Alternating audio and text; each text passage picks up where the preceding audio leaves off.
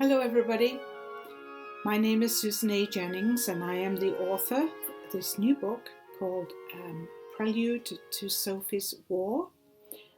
It's the first book in the new Sophie series.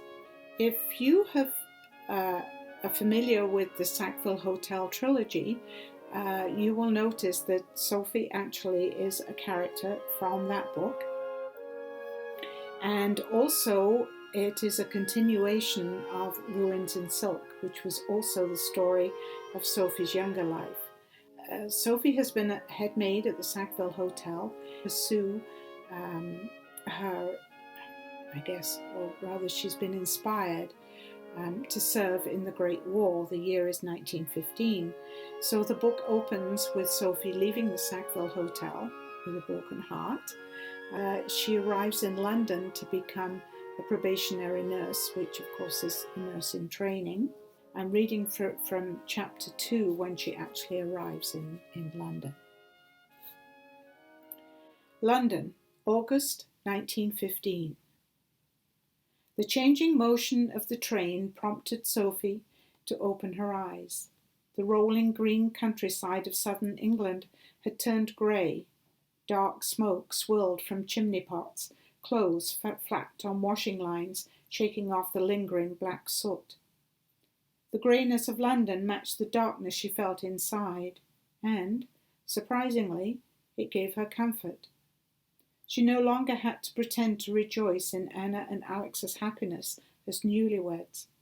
It allowed her to wallow in self-pity and grieve for a love lost. She stared, not seeing the streets or houses, but aware that the train had slowed down.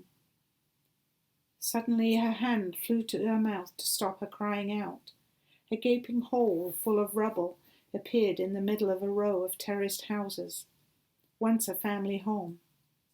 She had read about the spring attack of Zeppelin airships dropping bombs on London, but seeing it made it real and shocking. A pain stabbed the pit of her stomach.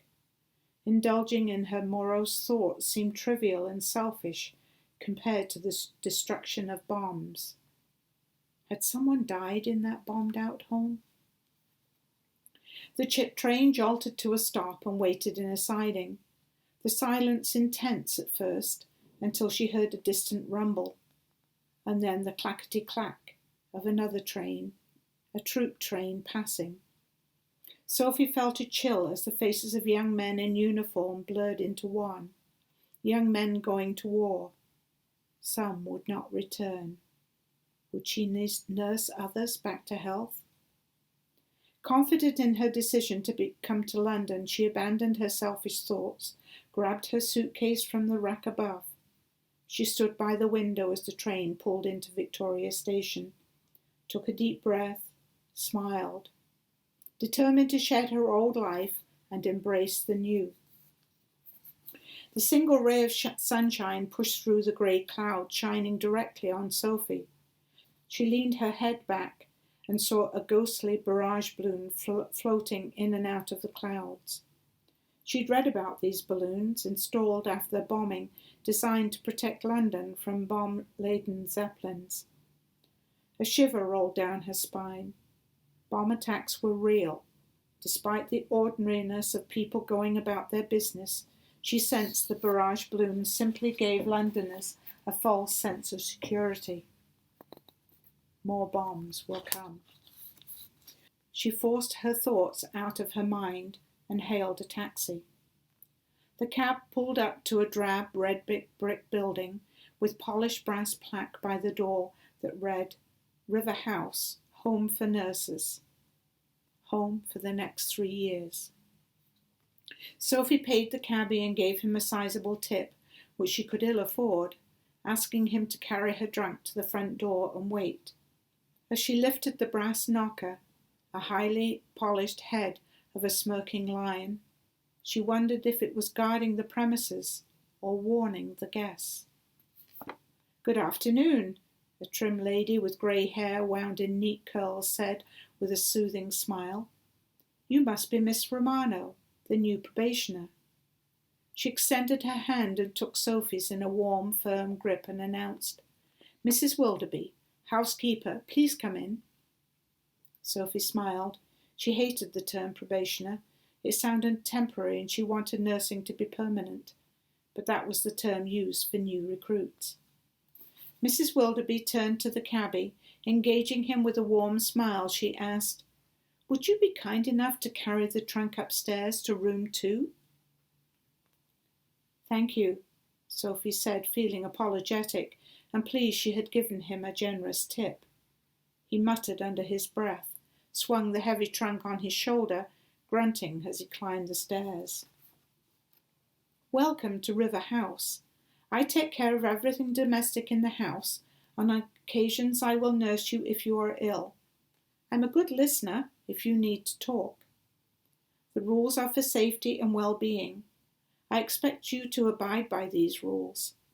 Sophie nodded. "First, have a cup of tea, and then I'll show you around. The other probationers are all out except Miss King, your roommate. She arrived about an hour ago. Probationers' orientation starts tomorrow at the hospital, so you have the remainder of the day to yourself.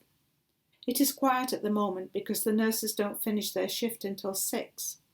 Most of the nurses are like yourself, probationers, but we do have some fully qualified nurses staying with us."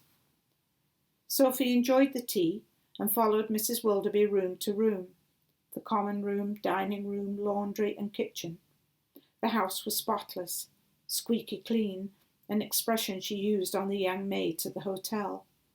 But the smell of disinfectant and furniture polish could not mask the overall odour of mustiness and age. The large dining table scratched by years of meals. The sofa had holes in the upholstery, and the coloured pattern had long gone from the threadbare carpet. When they returned to the entrance hall, Mrs. Willoughby pointed to a framed list with the heading, "Rules of River House."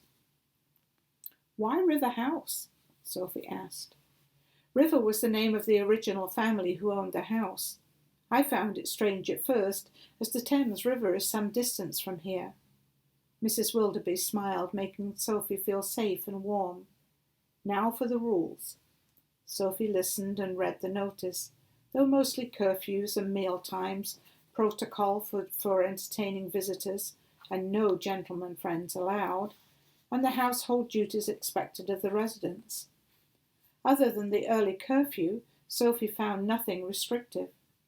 "That is an early curfew," Sophie commented, "although I expect I'll be studying in the evenings." "It is the first time away from home for some probationers. We have to be careful. I understand you worked in a hotel." "I was 16 when I started at the Saxville. That was 6 years ago. I'm used to rules. Mrs. Banks, the housekeeper, was quite strict, but fair and kind. My day started at 5 a.m., and during the busy season I often worked until 11 or midnight, too late to go out." "You are well prepared for a nurse's schedule. I don't think I've ever said this before, but the probationer's schedule is not as long.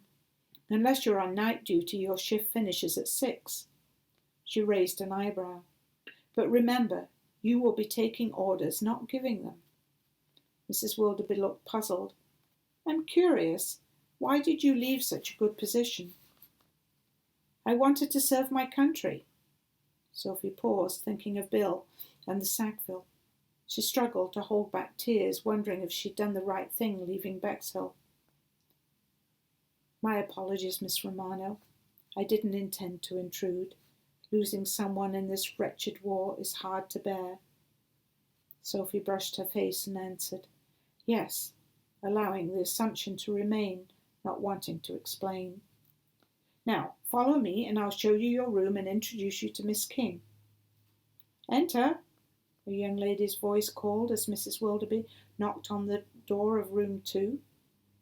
Sophie noticed a brass frame containing a handwritten label that read, "Miss Sophie Romano," and underneath, "Miss Beatrix King." Mrs. Willoughby stood by the open door, ushering Sophie to step inside, but making no attempt to enter. "Miss King, I'd like to introduce you to Miss Romano. I'll leave you girls to unpack." And she closed the door. Sophie smiled and reached out to shake hands. Call me Sophie. Miss Romano is much too formal. My parents call me Beatrix. Still too formal. Call me Trixie. She giggled, and her lips curled, but the smile didn't reach her eyes. Sophie saw sadness, even enough moisture for tears. Sophie stared at her pale porcelain complexion and equally pale blonde hair, invisible as it curled around her face. Welcome to our abode, not exactly a palace, bare necessities at best. You'd think they would give us decent bedding and some comfortable chairs, and only one wardrobe, barely enough room for my clothes. Trixie giggled and spread her arms, spinning around the room. I don't have many clothes. Take all the space you need. This room is larger than my room at the hotel. And, Sophie continuing in thought, pretty much what I'm used to. A wardrobe is a luxury after storing clothes in the sloping roof. The only difference for me is that I'm back to sharing. Sophie had coveted her own room and remembered how upset she was when she had to share with Anna, the receptionist. Eventually they had both had their own rooms. You lived in a hotel with your parents? No, I was the head maid at the Sackville Hotel in Bexhill. Sophie heard the pride in her voice, and a doubt flashed across her mind again. Was she doing the right thing? You don't talk like a maid. Trixie poised her head to one side.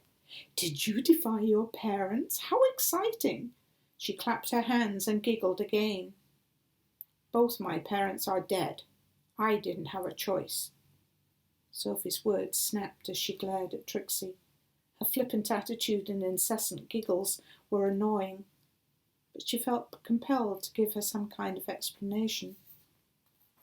My father owned a silk mill in Derby and a silk farm in Lucca, Italy, where I was born. She paused, wondering why she was telling this stranger her life story. My mother died when we moved to England, and my father died in a fire. I lost everything. I worked as a maid to survive.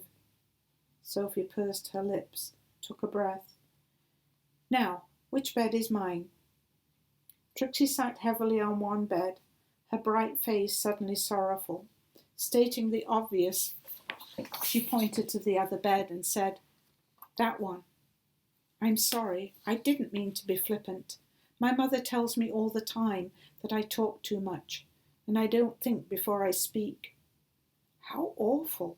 I can't imagine losing my parents. She frowned and bit her bottom lip. What a terrible thing to happen. It was a long time ago, but thank you. There's no need to apologize. How were you to know? Sophie felt uncomfortable for snapping at Trixie. Under that giggly persona, she was a sensitive woman. Trixie's apology and concern was genuine. Sophie dared to think she had found a friend. Why did you choose nursing? Sophie asked as she unpacked her trunk. Escape. Escape? From what? Marriage to boring suitors. My parents even paraded me as a debutante, following mother's footsteps, except she was the daughter of an earl. Trixie rolled her eyes and refused suitors and married beneath her. My father had no title until he was knighted for services to the government. You were escaping from a charmed life. Not as charmed as you might think. Mummy is okay, not thrilled about her daughter being a nurse, but Daddy was angry. Trixie paused, and tears gathered on her lower eyelids. Sophie saw the sadness again. I'm sorry. Now I'm the one making assumptions. My father is not always a nice man. I guess we both have our reasons for being here. I'm looking forward to helping people and serving my country. I need a purpose in life. The words were a statement, and Sophie said them with pride and conviction. Me too, Trixie nodded. You and I will get along well. She giggled. Look at us, as opposite as can be. You have lovely dark olive skin and black hair, and you're skinny thin. I'm blonde, pale-skinned and chubby. Mother says these are childbearing hips. Trixie wiggled her hips and giggled again. Daddy says I'm plump. What a terrible word. It sounds like one of the cook's puddings. Sophie smiled but didn't answer. This friendship thing was coming on too strong. She admitted there was something endearing about Trixie, and they might become friends, but she needed to get used to Trixie's enthusiasm.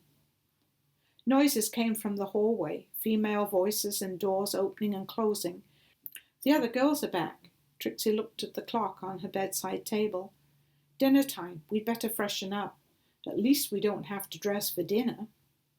Sophie and Trixie entered the dining room and stared at the number of chairs squeezed around the table.